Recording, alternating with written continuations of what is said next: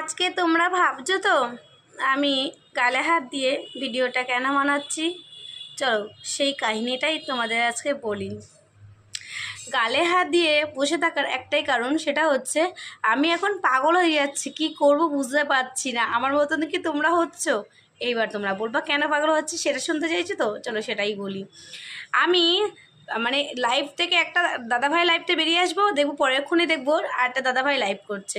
মানে একসাথে আমি যার যা লাইভে যাই প্রত্যেকটা মানুষ পরপর লাইভ করে, আর আমি একটা লাইভ শেয়ার করার পরে আমি পারবো না আর একটা লাইভ শেয়ার করার জন্য।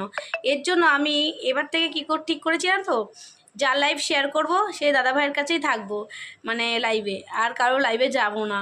কারণ যদি যাই, দুটো একটা কমেন্ট করলাম, এবার দেখা গেলো শেয়ারটা আমি পরে করতে চাইলাম, কিন্তু সেটা তো হবে না, সঙ্গে সঙ্গে শেয়ার করতে বলবে, আর সঙ্গে সঙ্গে কী করে শেয়ার করব। তো এবার থেকে ঠিক করেছি যার লাইভে প্রথমে যাব তার লাইভেই থাকবো, আর কারো লাইভে যাব না। ঠিক আছে, ঠিক করেছি তো? বলো তো তোমরা, আমি টেনশনে পড়ে গেছি।